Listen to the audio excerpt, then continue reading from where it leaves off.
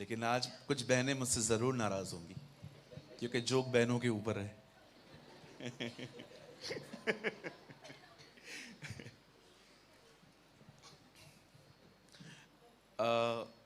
एक बार मैं एक बहनों की कॉन्फ्रेंस में बोलने के लिए बुलाया गया क्योंकि उनको भी पता है ये बहनों की एक्टिंग बहुत अच्छी करता है। So once I was in a women conference और मैंने उनसे परमिशन लेके उनको ये बोला। मैं आपको भी परमिशन लेता हूँ, चल सकता, बोल सकता हूँ मैं? नाराज तो नहीं होंगे ना? मैंने बहनों को हंसाने के लिए ये बात कही कि जब यीशु मुर्दों में से जिंदा हुए तो स्वर्गदूत ने ये बात एक बहन को पहले बताई। क्यों? क्योंकि स्वर्गदूत भी जानते थे बात फैलानी है तो इनको दे दो।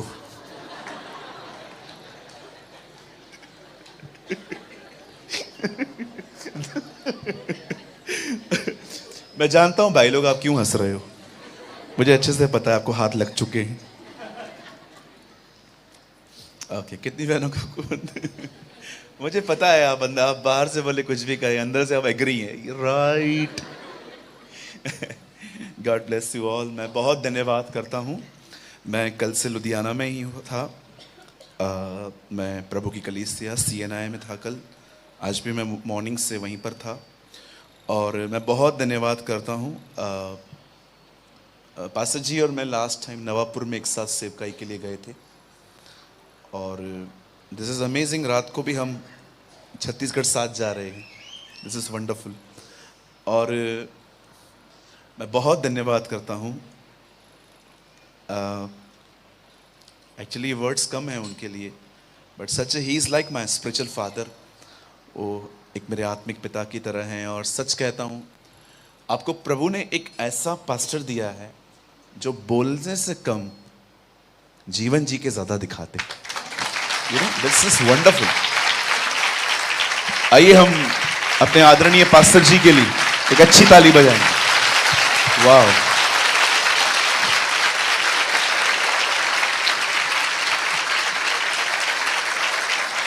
और thank you so much pastor Peter हंस के लिए।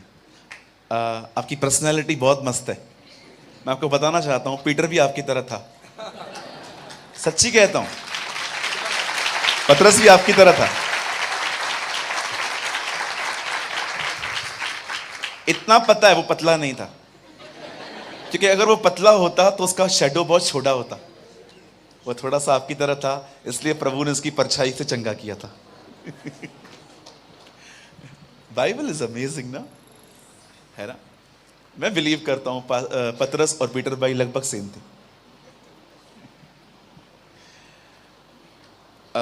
एक्चुअली ये यूथ मीटिंग है और यूथ बहुत कम लग रहे हैं। कॉमन मीटिंग है एक्चुअली ये, लेकिन मैं प्रीच यूथ के लिए ही करूंगा। आप जो बूढ़े जवान हैं आप भी रह सकते हैं। Okay, we all are welcome. लेकिन ये सभा जवानों के लिए है। मुझे परमेश्वर ने आज यंग लोगों के लिए बर्डन दिया और जब मैं सुबह प्रार्थना कर रहा था मैंने प्रभु से कहा, प्रभु आज मैं ऑलरेडी आपकी एक ब्लेसेड चर्च में जा रहा हूँ, so what should I preach, मैं क्या कहूँ? और खुदा ने मुझे एक लाइन दी, इसमें एक ही वर्ड है और वो है डायरेक्शन। आप जानते हैं direction is more important than speed. आप तेजी से बढ़ रहे हैं और अगर आप एक रॉन्ग डायरेक्शन में बढ़ रहे हैं बहुत प्रॉब्लम हो सकती है। किसी परमेश्वर के जन ने कहा direction is more important than speed. सही दिशा तेजी से ज्यादा महत्वपूर्ण है। मुझे आज भी याद है, मैं रिसेंटली गुजरात गया था और हमें बोरीवली, बॉम्बे में एक प्लेस है बोरीवली, सो हम वहाँ से घर आ रहे थे तो बहुत ज़्यादा ट्रैफिक था। हमें चर्च में पहुँचने के लिए 3 घंटे थे और हमें टाइमिंग भी 3 घंटे ही दिखा रहा था। इस बीच में हमें लंच करनी थी। एक सज्जन से हम मिले, हमने उनको कहा कि क्या बॉम्बे पहुंचने के लिए कोई और वे है। एक्चुअली हम एग्जैक्टली हम पालघर में थे। तो उसने कहा पास्टर आप यहाँ से जा सकते हो, ब्रदर आप यहाँ से जा सकते हो, ये एक वे है। लेकिन जब हम वहाँ पहुँचे, हम कम से कम 10 किलोमीटर आगे चले गए तो हमें पता चला ये रास्ता बॉम्बे नहीं जाता।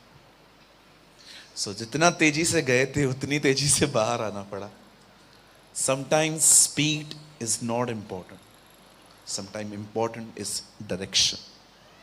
सो आप में से जितने भी यंग लोग हैं, मुझे लगता है आज प्रभु अपने वचन के द्वारा आपको बताएगा कि आने वाले दिन आपको कैसे काटने हैं। आमेन। आप सब तैयार हैं? मैं चाहता हूं आप सब सामने ध्यान दें, और जब मैं आपसे बाइबल खुलवाऊं आप सिर्फ तब बाइबल खोलिए। और मैं बहुत छोटा सा मैसेज दूंगा आज।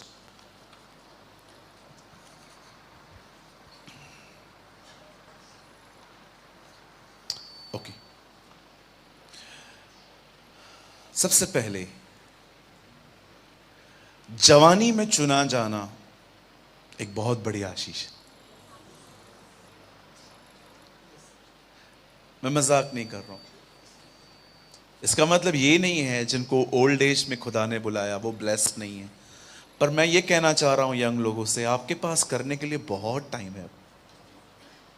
आप उतना कर सकते हो, शायद आपको लगेगा मैं मजाक कर रहा हूं, जितना पौलुस भी नहीं कर पाया, आप उससे ज्यादा कर सकते हो। क्योंकि मैं आपको सच कहता हूं, जब उस व्यक्ति के पास सोशल मीडिया नहीं था तब उसने पूरी एशिया हिला दी थी। आज अगर उसके पास सोशल मीडिया होता, पता नहीं वो क्या कर देता। लेकिन सोचिए आज हमारे पास कितने सोर्सेस हैं, हम प्रभु के लिए कितना कुछ कर सकते हैं। मैं जस्ट ये कहना चाहता हूं, जवानी में चुना जाना एक महान आशीष है। When God chose Abraham, जब परमेश्वर अब्राहम को चुनते हैं, वो 75 वर्ष के थे। जब परमेश्वर नूह को चुनता है, he was young। बट जब परमेश्वर, आप देखते होंगे जब मूसा को चुनता है, he was 80 years old, 80 साल का बुजुर्ग था वो। लेकिन क्या आपने इस बात को नोटिस किया, जब यीशु अपने 12 चेलों को चुनता है, सब यंग थे, ऑल वर यंग। एक भी नहीं था जो ओल्ड एज था। सबकी उम्र 30, 29, 31, 32, इससे बढ़कर कोई नहीं था। मैं आप में से हर एक को कहना चाहता हूं, अगर आप एक यंग पर्सन हैं, अगर आप एक जवान व्यक्ति हैं, यू आर ब्लेस्ड, क्योंकि प्रभु ने आपको बहुत सही टाइम पे चुन लिया है।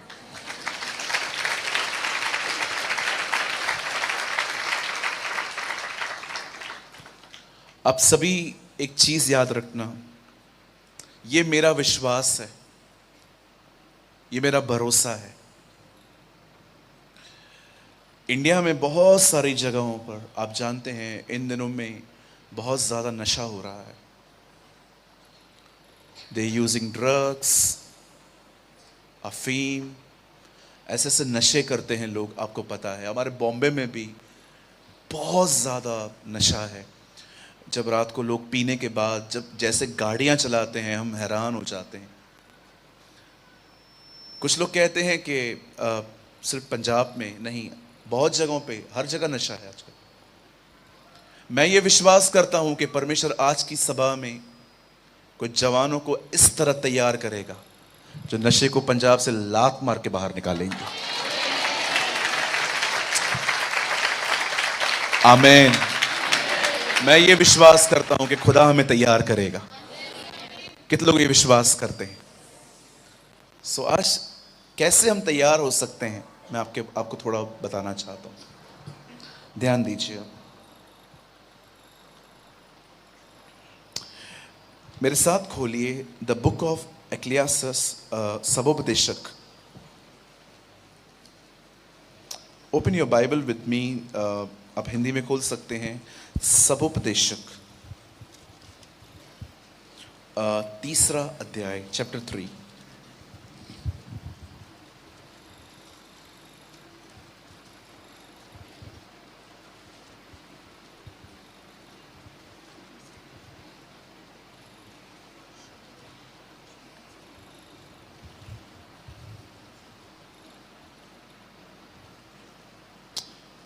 33 वर्सेस 6, सॉरी 3 अध्याय, तीसरा अध्याय उसका 6 वचन मैं आपके लिए पढ़ लेता हूँ।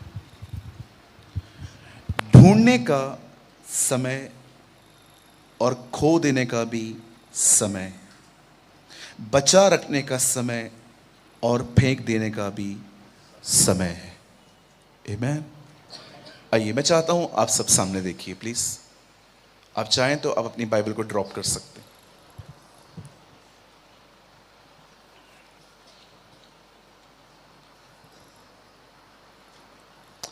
आइए सब सामने देखिए।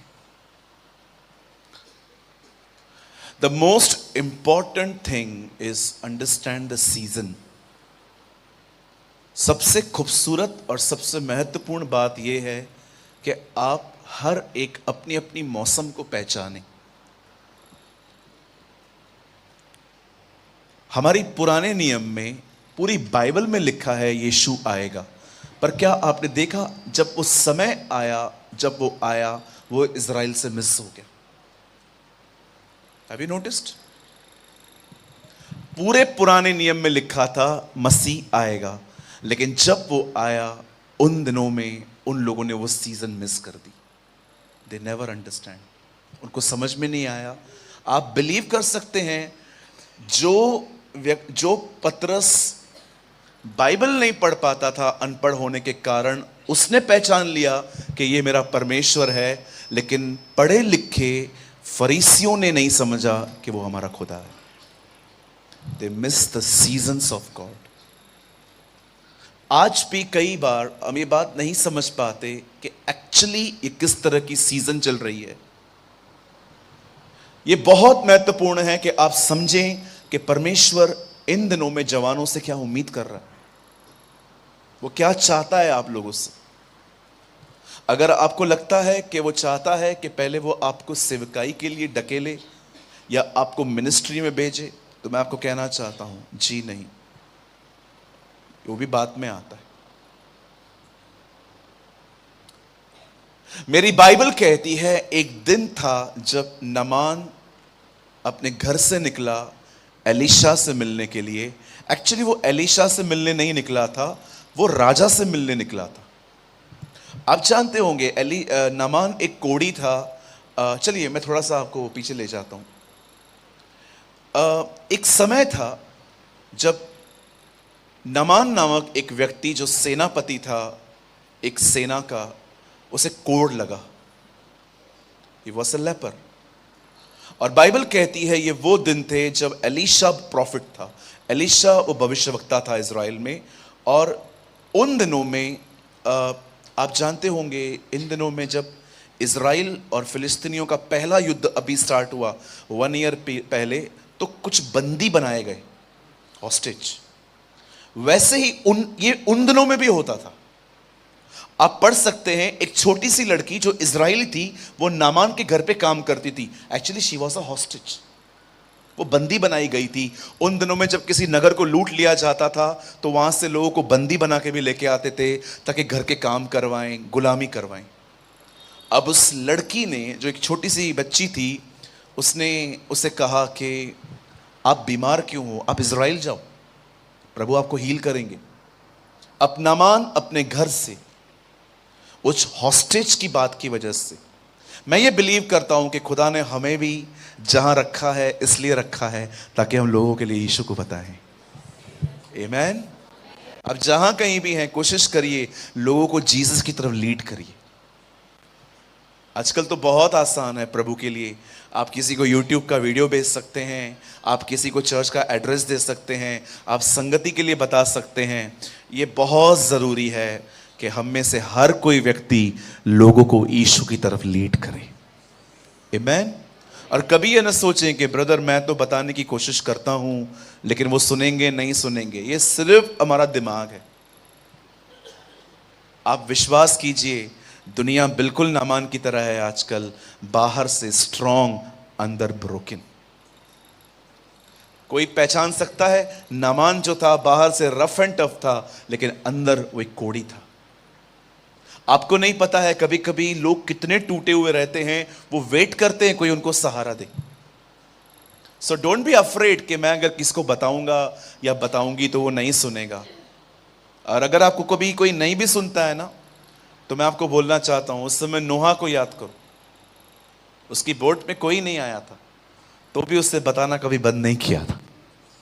आमेन। अब सुनिए बड़े ध्यान से। अब नामान कोढ़ी अपने घर से निकला, कुछ हाथ में गिफ्ट्स लेकर। पहले वो राजा के पास गया, उससे राजा को कहा मुझे हीलिंग चाहिए, ये देखो मेरे राजा ने आपको लेटर भेजा है। राजा सुन के भड़क गया।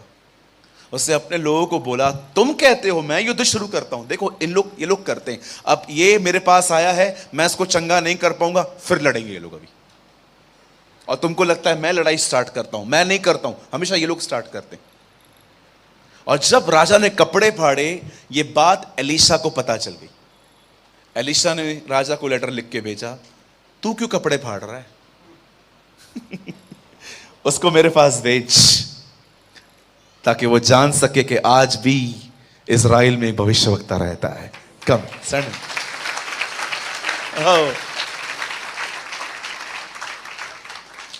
मैं हमेशा ऐसी बाइबल खरीदता हूं जिसमें मुझे साइड में थोड़ी सी गैप मिले, ताकि मैं नोट्स लिख सकूं।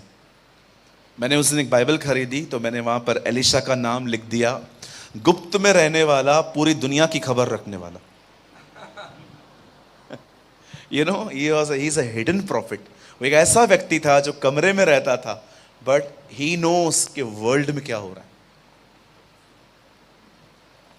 और नामान, अब बाइबल कहती है, एलीशा के पास गया, और एलीशा ने, लॉन्ग स्टोरी शॉर्ट, एलीशा ने उसको यर्दन पे भेजा। पहले वो जा नहीं रहा था, लेकिन वो फिर गया, और जैसे चंगाई पाके वापस आया, एलीशा उससे गिफ्ट्स लेने के लिए मना कर देता है, बोलता है नहीं, मुझे आपका कुछ नहीं चाहिए। लेकिन हम सब जानते हैं वो गिफ्ट्स गहजी ने ली। और जब गहजी वो गिफ्ट्स लेके अपने घर पे रख के आता है, तब एलीशा उससे एक सवाल पूछता है, क्या ये समय इन चीजों को लेने का था? He is a man who understands the seasons. वो जानता था जो उसने किया है ना, वो सीजन में नहीं है। प्रभु नहीं चाहते इस समय हम ये करें। एलीशा एक बात जानता था कि जो अभिषेक मेरे ऊपर है, उसका दुगना अभिषेक इससे मिल सकता था, अगर ये वो न करता जो ये कर रहा है। अब जानते हो, एक दिन पौलुस जो था वो जेल में गया, और जेल में बैठकर वो तीमुथियुस को लिखता है, जब तू आएगा 2 चीजें ले आना, कोट एंड बुक्स। वो कहता है मेरा भागा लेके आ, और मेरे किताब, हिंदी में लिखा है चरम पत्रिकाएं, लिखता है मेरे बुक्स लेके आ। क्यों? क्योंकि पौल जानता था कि मुझे हो सकता है एक लंबे समय तक जेल में रहना पड़े, और उससे डिसाइड किया था कि वो जेल को देख देख कर अपना जीवन नहीं जिएगा। उससे डिसाइड किया था कि वो इस समय में परमेश्वर के वचन का अध्ययन करेगा। You know, what a man of God. First thing, Elisha जानता था ये समय क्या है। पौलुस पहचानता था कि ये सीजन क्या है। मैं यहां पर बैठा हूं, एंड यू नो, अगर वो बुक्स नहीं मंगाता तो वो सारा दिन जेल में बैठ के खुद को भी कोसता, क्यों मैं प्रभु में आया, खुश था मैं, या कभी कभी वो प्रभु को भी क्यों। आप देखो, यूहन्ना बपतिस्मा दाता का पेशेंस जेल में टूटा। जब यूहन्ना जेल में जाता है, वही व्यक्ति जिसने यीशु मसीह को प्रेजेंट किया कि वो तुम्हारा खुदा है, उसके अंदर शक आने लगा कि जाओ पूछो, यही है कि हम किसी और का इंतजार करें। अब जानते हैं, एक दिन जब यूसुफ को पता चलता है कि आने वाले 7 साल भरपूरी के साल हैं, फिर 7 साल जो हैं वे अकाल के साल हैं, यूसुफ ने ये सारी चीज़ें राजा को बताई, और राजा ने उसको हाकिम नियुक्त कर दिया, राजा ने उसको गवर्नर नियुक्त कर दिया, उसको मिनिस्टर बनाया, और यूसुफ ने 7 साल तक हर जगह से अनाज बटोरा ताकि अकाल में हमारे पास कुछ रहे। अब मैं आपको कुछ समझाना चाहता हूं, आइए बड़े ध्यान से सुनिए। मैं ज़्यादा नहीं, मैं सिर्फ आपके 15 मिनट लूँगा। उसके बाद मैं आपके लिए नौड़ी के साथ एक गीत गा के मैं आपके लिए प्रार्थना करूँगा। सामने देखिए। आप जानते हैं हम जितने यंग लोग यहाँ बैठे हैं, मैं आपको बताना चाहता हूँ, the most important thing in your life, जो सबसे महत्वपूर्ण आपके जीवन में है ना, वो है समय, टाइम।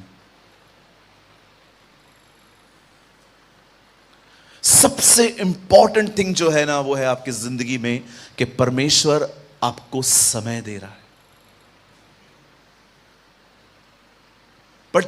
बट मैंने देखा है बहुत सारे लोग जो है ना, उस समय को बर्बाद करते।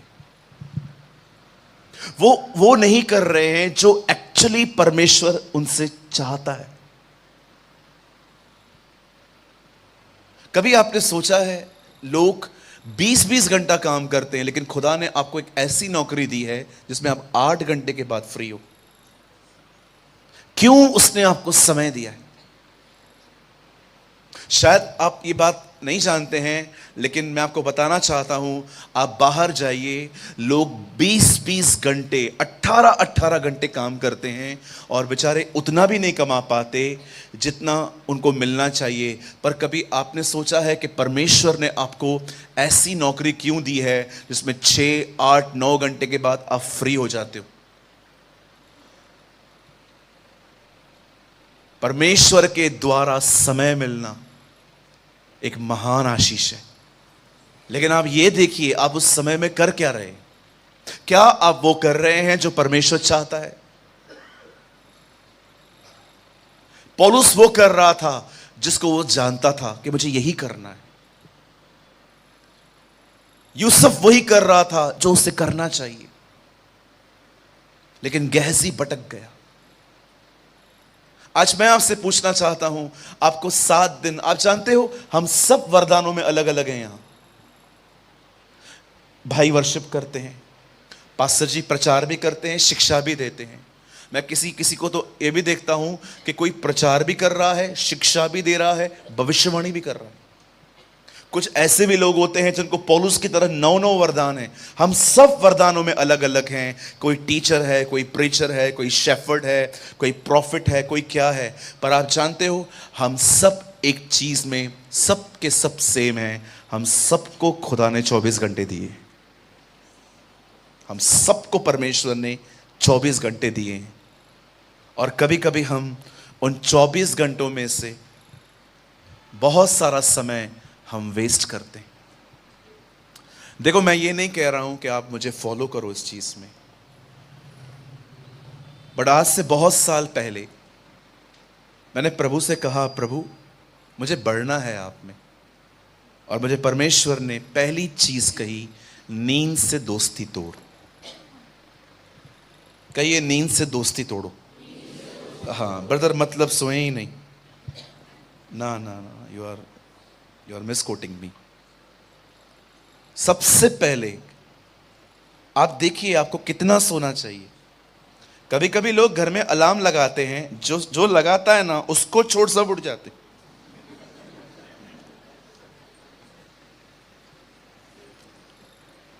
मेरा एक दोस्त है, वो 3-3 अलार्म लगाता है, उठ एक में भी नहीं पाता वो।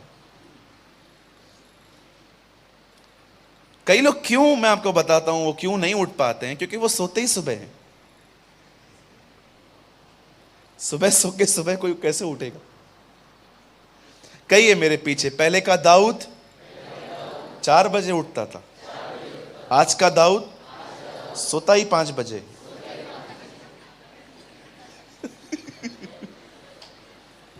भैया क्या करता है? ऑनलाइन रहता है और क्या करता है? बहुत सारे यंग लोग हैं ना, मैं आपको सच कहता हूं, उन्होंने सुबह उठने वाला सिस्टम पूरी तरह से खत्म कर दिया। आराम से उठेंगे। मेरा एक दोस्त है, मैंने उससे पूछा कितने बजे उठता है? मैं सुबह 12 बजे उठते ही प्रार्थना करता हूं पास्टर। वाह, वेरी गुड, प्रभु तुझे आशीष दे। मैंने उसको ऐसा कह दिया, प्रभु तुझे आशीष दे। बोला पास्टर ये आशीष नहीं, श्राप लग रहा है।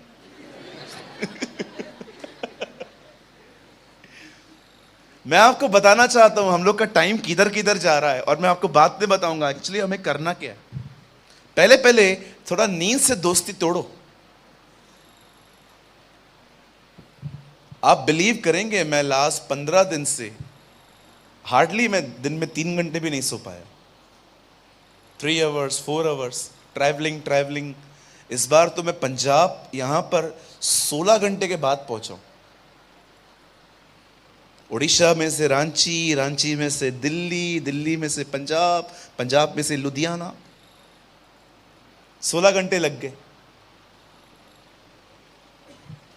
कहिए मेरे पीछे, हमें बहुत मेहनत करनी है। जोर से बोलिए यंग लोग, मुझे बहुत मेहनत करनी है। यस। चलो मैं आपको एक मस्त बात बताता हूं, आपको मजा आएगा सुनने में। Understand the position when God made people. देखो जब खुदा लोगों से मिला, वो लोग कर क्या रहे थे बताइए। ये आवाज मूसा को कब आई? मूसा, हे मूसा। वो क्या कर रहा था? कौन सा पराठा खा रहा था? आपसे सवाल पूछना चाहता हूं, जब मूसा को आवाज आई पहली बार, मूसा हे मूसा, उस समय वो क्या कर रहा था? यस यू आर राइट, बेड़े चरा रहा था। बोलिए, काम कर रहा था। हाँ, बाइबल नहीं कहती है आलू का परोठा दही के साथ खा रहा था। मूसा क्या कर रहा था? बोलिए बाजू वाले को, काम कर रहा था। हाँ, अब दूसरा व्यक्ति मैं आपको बताता हूं। जब एलिया एलीशा से मिलने के लिए गया, उसे बताने के लिए कि प्रभु आपका इस्तेमाल करेंगे, बताइए एलीशा क्या कर रहा था? हल जोत रहा था। मुझे एक व्यक्ति बता दो बाइबल में जो मस्त लेटा हुआ था और प्रभु उसके घर में गया और कहा मेरे पीछे हो ले।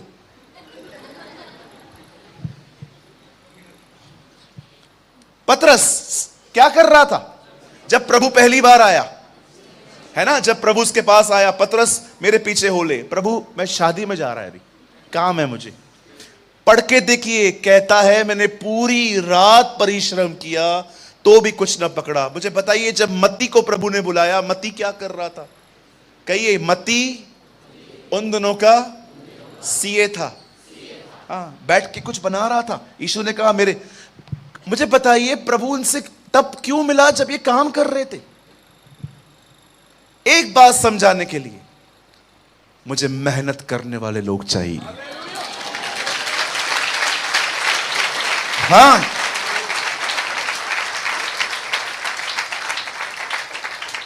कितने लोगों ने प्रभु यीशु मसीह की ये प्रार्थना सुनी जब यीशु ने लोगों से कहा जाओ और प्रार्थना करो कि परमेश्वर मेरे खेत में मॉडल्स भेजे? Model? No no no no no.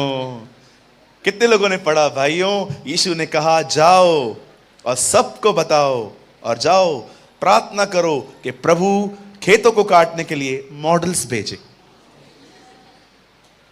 पढ़ के देखिए, मजदूरों को भेजे, लेबर्स। एक दिन अब्राहम को अपने पुत्र के विवाह का चिंता हुआ। उसको लगा कि अब इसकी शादी कर लेनी चाहिए, और उसने ये काम एलियाजर को दिया। एलियाजर को उसने कहा तू जा, यहां की लड़की मत ले, मेरे गांव की लेकर आ। और जब एलियाजर अपने हाथ में बैंगल्स लेकर और ऊंटों को लेकर निकला, तब उसने एक प्रार्थना की। उस प्रार्थना में उसने ये कहा, हे मेरे स्वामी अब्राहम के परमेश्वर, मैं प्रार्थना करता हूं जो लड़की आपने चुनी है ना, वो लड़की मेरे ऊंटों को पानी पिलाएगी। मैं सोच रहा था ये कैसा चिन्ह है, बट मुझे पता चला कि एक्चुअली आप इंडिया से सिर्फ 3 घंटे दूर है दुबई, वहां पर एक प्लेस है कॉल रसल खेमा, और वहां पर सफारी चलती है। आप वहां जाके देख सकते, ऊंट जब वहां पर चलते हैं ना बयाबानों में, ऊंट ग्लास और पानी में पानी नहीं पीता। उसको ग्लास या तो बॉटल में पानी नहीं चाहिए, वो एक साथ हजारों लीटर पानी पी लेता है, क्योंकि उसको पता है कि बयाबानों में कोई नदी नहीं होती, वहां कोई कुआं नहीं होता, तो वो अपने अंदर इतना पानी रिस्टोर कर लेता है कि वो कई दिनों तक विदाउट पानी चल पाता है। आप जानते हैं, जब एलियाजर ने कहा जो इसहाक की होने वाली पत्नी होगी वो मेरे ऊंटों को पानी पिलाएगी, ब्रैकेट में मैंने लिख दिया, पिता मैं प्रार्थना करता हूं लड़की वो हो जो भले खूबसूरत ना हो, भले मेहनती हो, बस मेहनत करने वाली। अगर आप यंग लोगों को परमेश्वर में बढ़ना है ना, पहली चीज लेजीनेस को डिफीट करो, उसे हराओ। आपको लगता होगा नहीं ब्रदर मुझसे नहीं होगा, बाइबल कहती है जो हमें सामर्थ देता है हम उसमें सब कुछ कर सकते हैं।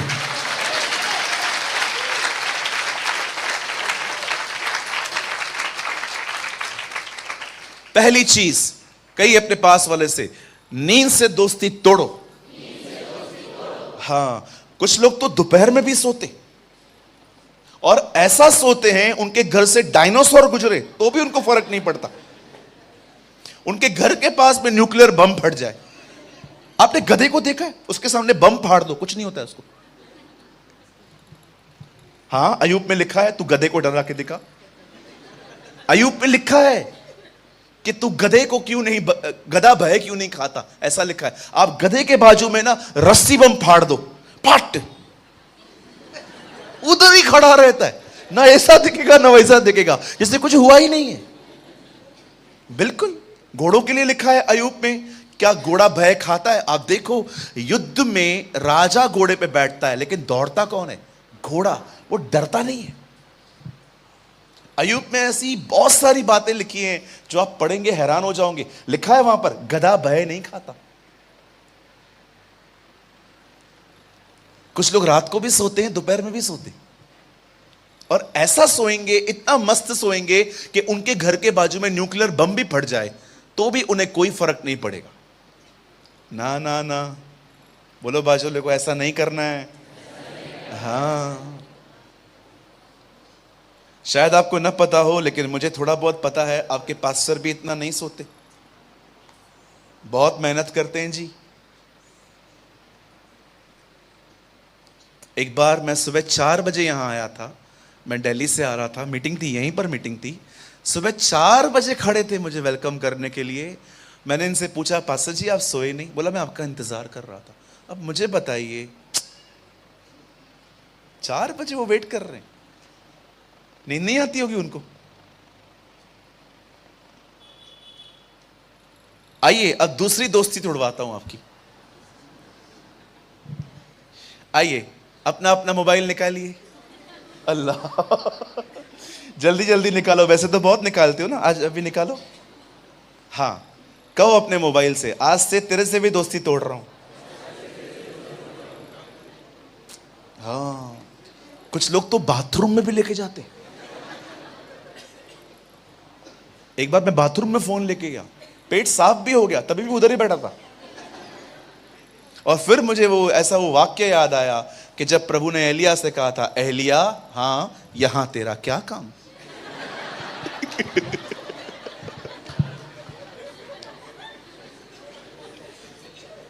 बिल्कुल, जब एलिया यजबेल के डर से भाग रहा था यहां वहां, आपने देखा प्रभु उसके पास आया एक बार और उसे प्रभु ने उसको बोला, एलिया हां यहां तेरा क्या काम।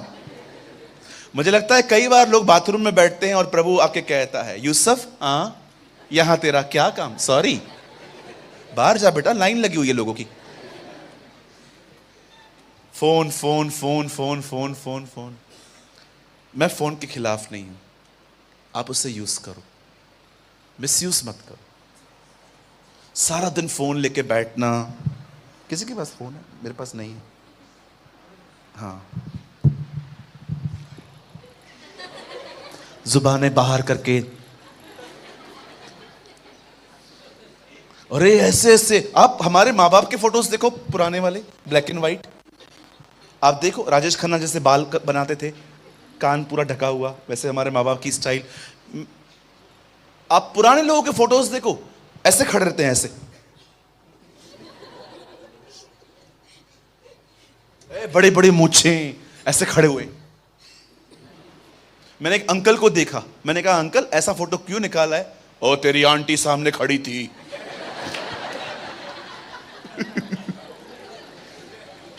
हमारे पुराने फोटोज देखो, लेकिन आजकल नए लोगों के, यंग लोगों के फोटो देखो।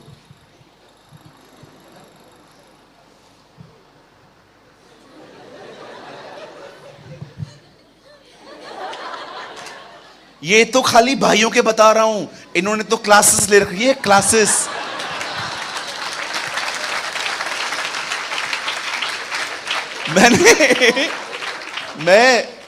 मैंने एक यंग सिस्टर को देखा, उसका ऐसा पांव ऐसे ऊपर, पांव ऊपर था, तो मुझे पता नहीं था ये पोज है, तो मैं उनके पास गया, मैंने कहा बहन आपको पोलियो है, मैं प्रार्थना करूं? ओ शट अप।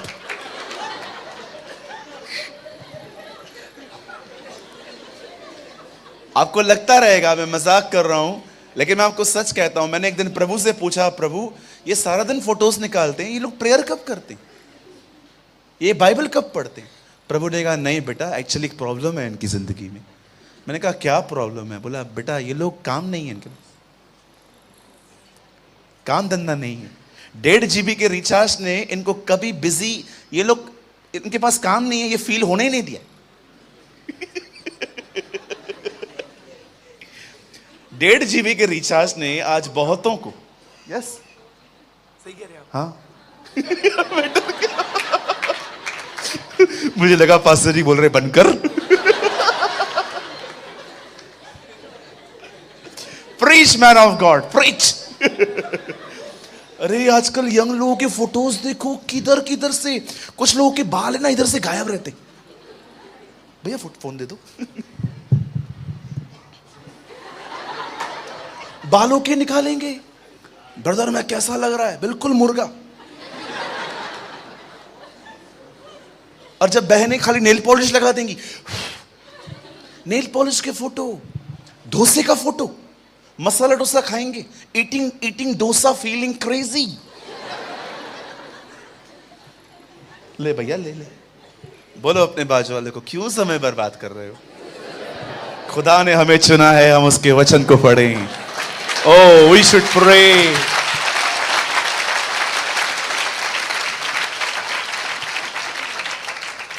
बहुत टाइम पास होता है हमारा। हम लोग कहते हैं हम बिजी हैं, जी नहीं, हम बिजी नहीं हैं, हम बटे हुए हैं जी, हम बटे हुए हैं। इतना समय इसका, इतना समय इसका, इतना समय इसका। कितने लोग इस बात को जानते हैं? जब परमेश्वर ने आदम को बनाया, वो 6वां दिन था, और जब परमेश्वर ने उसे बनाया तो उसे कहा 6 दिन काम कर, 1 दिन आराम कर। आप जानते हैं आदम का पहला दिन प्रभु का 7वां दिन था। आदम ने जब आंखें खोली तो परमेश्वर ने उससे कहा होगा, तुझे पता है आज मेरा 7वां दिन है, लेकिन तेरा पहला है। और मैंने क्या कहा था? पहले दिन आराम कर, 6 दिन काम कर, आजा बैठ। दिस इज गॉड मैक्स, ये प्रभु की गणित है। पहली दोस्ती किससे तोड़नी है? Come on young people. Second, आइए अब तीसरी, कहिए, अधिक खाने से भी दोस्ती तोड़नी है। हाँ, ये पराठे, ये दही, ये मक्खन, रोटी के ऊपर आधा किलो मक्खन। मैं पंजाब में एक परिवार में गया, एक रोटी दी उन्होंने, उसके ऊपर आधा किलो बटर पड़ा था। मैंने कहा बहन ये क्या है? ओ खाओ पाजी। अंकल आ गए, ओ खाओ पाजी। मैंने कहा पाजी रोटी तेरी है, पेट तो मेरा है। ये इतनी हैवी। मुझे एक बात बताइए, आप अधिक खाएंगे तो आप अधिक प्रार्थना कैसे करेंगे? कहिए अपने पास वाले को, आज से कम खाना है। अब आपको लगता रहेगा ब्रदर हम कम खाएंगे तो बीमार पड़ेंगे। मैं यीशु के नाम से कहना चाहता हूं, आप कम खाओ, you will feel healthy, you will feel healthy. आप कम खा के देखो, आप ज्यादा हेल्दी फील करोगे। मैं मजाक नहीं कर रहा हूं। एक दिन एसाव आ रहा था, याकूब दाल बना रहा था। मसूर की दाल, मेरी हिंदी में लिखा है, और ऐसा वाक्य कहता है, bro I am hungry. Okay, so देना मेरे को, दूंगा, मेरे लिए भी कुछ कर तू। व्हाट शैल आई डू, मैं क्या करूं? अपने पहलौठे होने का अधिकार मुझे दे दे, मेरा रोटी ले ले। एंड यू नो, उसने दे दिया, सिर्फ दाल के कटोरे के लिए। कितने लोग इस बात को जानते हैं?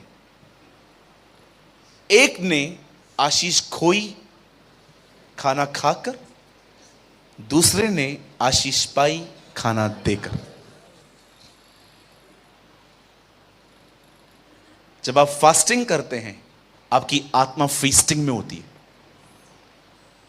जब आप भूखे रहते हैं ना कभी कभी खुदा के लिए, आपकी आत्मा में परमेश्वर के लिए भूख बढ़ती है। रियल फास्टिंग में जब आप भूखे रहते हैं ना, प्रभु के लिए भूख जनरेट होती है आपके अंदर। मैं खाने के खिलाफ नहीं हूं। इवन बाइबल कहती है अंत के दिनों में, खुदा के कलाम में लिखा है, लास्ट डेज में नोहा के दिन आने वाले हैं जब लोग खाएंगे, पिएंगे और उसमें लगे रहेंगे।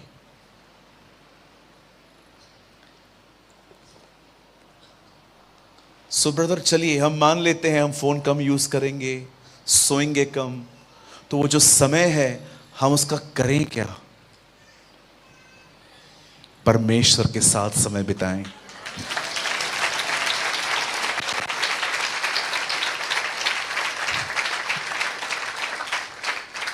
Give your best time to Jesus.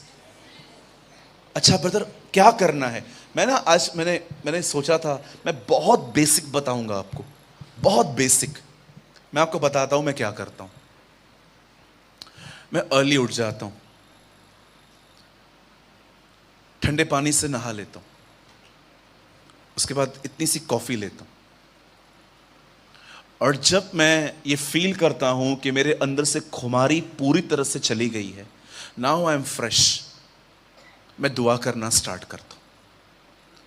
बहुत बार मैं दुआ घुटनों पर करता हूं, पर कई बार मैं दुआ घुटनों पर करते करते करते उठ के चलते चलते भी दुआ करता हूं, वॉकिंग प्रेयर करता हूं। उसके बाद जब मुझे लगता है कि मैंने प्रेयर कर ली है, उसके बाद मैं अपनी बाइबल को उठाता हूं और मैं सिर्फ और सिर्फ एक बात प्रभु से कहता हूं, प्रभु मुझसे बात कर। 1 अध्याय, 2 अध्याय, कभी कभी 3 अध्याय का। हमारे हर एक वीडियोस का यह पर्पस होता है कि आप हर एक वीडियो से कुछ ना कुछ सीखें। और आपने इस चैनल पे आपने सूरज पिरवानी सर की वीडियोस को देखा, जिनका एक ऑफिशियल चैनल है जीसस इज लाइफ, आपने कभी न कभी जरूर देखा होगा। उनके चैनल पर जो परमेश्वर के प्रति, जो परमेश्वर के वचन होते हैं, वे बताए जाते हैं, बहुत ही गहराई के साथ बताए जाते हैं, और उनका हर वचन 1 से 1.5 घंटे का होता है। तो मैं भी उनकी वीडियोस को वॉच करता हूँ, देखता हूँ, और उनकी वीडियोस से मैं सीखता हूँ। और जब मैं उनकी वीडियोस को देखता हूँ तो मुझे बहुत इंपॉर्टेंट मैसेजेस भी देखने को मिलते हैं, जो कि उन प्रीचेस के बीच में या फिर कहीं बीच में देखने को मिल जाते हैं। तो मैंने सोचा कि उनके वीडियोस से जो इंपॉर्टेंट मैसेजेस हैं मैं आपके साथ शेयर करूं, जो कि 20 मिनट 30 मिनट के होंगे। मैं उनकी 1.5 घंटे 1 घंटे की वीडियोस में से 20 से 30 मिनट की जो इंपॉर्टेंट मैसेज वाली सीरीज है मैं आपके साथ शेयर करता हूं। तो आई होप आपको ये सीरीज अच्छे लगते होंगे, आप इनसे कुछ ना कुछ सीखते होंगे। मैं नहीं कहता कि सूरज पिरवानी सर के 1.5 घंटे की वीडियोस में केवल 20 से 30 मिनट ही इंपॉर्टेंट मैसेज होता है। मैं केवल इतना कहना चाहता हूं कि उनका हर एक वर्ड जो परमेश्वर की ओर से होता है बहुत इंपॉर्टेंट है और हमारे जीवन में रोल प्ले करता है। लेकिन हम उन बहुत ही सारे के सारे पॉइंट्स इंपॉर्टेंट है, बट उनसे भी ज्यादा इंपॉर्टेंट जो पॉइंट होता है मैं आपके साथ शेयर करता हूं, और आप इस चैनल पे उन वीडियोस को देखते हो। आप चाहो तो मेरे चैनल पे जाकर, इस चैनल पे जाकर काफी सारे वीडियोस देख सकते हो, जो कि सूरज पिरवानी सर के मैसेजेस हैं, जो परमपिता परमेश्वर के वचन हैं, आपको वहां पर देखने को मिल जाएंगे, और बहुत ही गहराई के साथ सूरज पिरवानी सर ने आपके साथ शेयर किया है। मेरी आशा है कि आप ये वीडियोस देखकर ब्लेस होते होंगे, क्योंकि इन वीडियोस पर, इस चैनल पर काफी कुछ कमेंट्स आते हैं जिसमें कुछ लोग कहते हैं, ज्यादा नहीं कहते, बस एक दो लोग का मैसेज मुझे ऐसा देखने को मिला, वो ऐसा कमेंट करते हैं कि दूसरे के मैसेजेस को कॉपी क्यों करते हो और अपने चैनल पे अपलोड करके उसे अपना बनाते हो, अपना कहते हो। तो मेरा उनको केवल यही रिप्लाई है, क्योंकि परमपिता परमेश्वर का वचन सभी के लिए है और हमारा काम है परमपिता परमेश्वर के वचनों का प्रसार करना और लोगों तक पहुंचाना, चाहे वो किसी के भी द्वारा कहे गए हो, चाहे वो किसी के द्वारा प्रचार किए गए हो, लेकिन हमें केवल इतना करना है कि हमें उन वचनों को, परमपिता परमेश्वर के जो वचन है, उन्हें लोगों तक पहुंचाना। हमारा केवल यही उद्देश्य है कि परमपिता परमेश्वर का वचनों का किसी न किसी तरीके से प्रचार होना चाहिए। वो चाहे हम खुद प्रचार करें या फिर कोई भी प्रचार करे, अगर हम उन प्रचार को लोगों तक पहुंचा रहे हैं तो इसमें कोई भी गलत बात नहीं है, इसमें कोई भी बुरी बात नहीं है। हमारा काम है केवल परमपिता परमेश्वर के वचनों का प्रसार करना, उन परमपिता परमेश्वर का कार्य करना, और इसके अतिरिक्त हमें कुछ नहीं सोचना। और जितने लोग ऐसा सोचते हैं, मेरे हिसाब से, मेरे अनुभव के हिसाब से, मैं जैसा मैंने समझा है उसके हिसाब से, ये वचन देखने नहीं आते और ये वचन देखकर भी इन्हें कोई फायदा नहीं होने वाला, क्योंकि उन्हें इन बातों में दिलचस्पी है कि कौन किसका क्या कॉपी कर रहा है, कौन कैसे काम कर रहा है, कौन वचन बता रहा है, कौन वचन नहीं बता रहा है। केवल उन्हें इन्हीं बातों से मतलब है। उन्हें इस बात से मतलब नहीं है कि वचन उन तक पहुंचा, उनको इस बात से मतलब है कि वचन किसके द्वारा पहुंचा। वचन से उनको मतलब नहीं है कि वचन हमारे पास आया, वचन क्या है क्या नहीं है, क्या सिखाता है, उनसे उसको कोई मतलब नहीं है। लेकिन उनको इस बात से पूरा मतलब है कि वचन किसके द्वारा आया है, कौन कर रहा है, कैसे आया है, उनको इससे मतलब है। क्या आया है, वचन में क्या आया, उनसे उनको मतलब ही नहीं है। तो ऐसे लोगों को मैं केवल यही रिप्लाई देना चाहूंगा कि वो इन बातों पर ध्यान ना दें। अगर आप तक परमेश्वर के वीडियोस पहुंचते हैं, ज्ञान के वीडियोस पहुंचते हैं, तो आप उन्हें देखें, उनसे ज्ञान प्राप्त करें और परमेश्वर के ज्ञान में बढ़े, और इसके अतिरिक्त वो कुछ ना करें। लेकिन अगर वो इससे ज्यादा कुछ करते हैं तो परमेश्वर के लिए यह ग्रहण करने के योग्य नहीं होगा, और वो वीडियो देखेंगे, आधा घंटा 1 घंटा जो भी समय देंगे, उनका समय देना व्यर्थ हो जाएगा। वचन कहता है कि हम जो करें पूरे मन से करें। फरीसियों को यीशु मसीह ने सीधे सीधे कह दिया कि ये लोग तो केवल फालतू के टाइम वेस्ट करते हैं, परमपिता परमेश्वर की आराधना उपासना करते हैं जो कि व्यर्थ है, मजाक करते हैं ये लोग, इन लोग की आराधना प्रार्थना मैं स्वीकार नहीं करूंगा, क्योंकि इनके मन मुझसे दूर हैं। ये आते तो मेरे पास हैं, लेकिन इनका मन, इनकी सोच, इनका जो हृदय है वो मुझसे दूर है। और परमपिता परमेश्वर ने कहा मन से दीन बनो, मन के शुद्ध बनो, मन मन मन, हर जगह परमपिता परमेश्वर ने मन को प्राथमिकता दी है। और जब यीशु मसीह ने कह दिया कि फरीसियों के मन उनसे दूर है, तो वो कैसे परमेश्वर के पास हो सकते हैं, कैसे वो यीशु मसीह के नजदीक हो सकते हैं। इसलिए अगर हमें परमपिता परमेश्वर की उपस्थिति में चलना है, परमपिता परमेश्वर के कार्य को करना है, तो हमें इन बातों पर ध्यान नहीं देना, कौन क्या कर रहा है, कैसे कर रहा है, क्या कर रहा है, इस बात पे ध्यान नहीं देना है। हमें इस बात पे ध्यान देना है कि वचन क्या है, वचन क्यों है, वचन कैसे है, मेरे जीवन में वचन कैसे लागू होगा, अगर ये वचन मेरे पास पहुंचा है तो मैं इन वचनों पर कैसे चल सकता हूं, और अगर मैं नहीं चल सकता तो क्यों नहीं चल सकता। फिर जाकर इन सभी रीजंस को दूर करो, और जब रीजंस दूर हो जाएंगे तो फिर आप परमपिता परमेश्वर के वचन में ऑटोमेटिकली ही ग्रोथ करोगे, ऑटोमेटिकली ही बढ़ते जाओगे, और इसमें कोई भी गलत बात नहीं है। सो आई होप आपने इस वीडियो के शेयर किए जाने के पर्पस को आपने समझा होगा। तो आज की वीडियो को हम यहीं तक रखते हैं, मिलते हैं नेक्स्ट वीडियो में। आप सभी को जय मसीह की, प्रेज़ द लॉर्ड।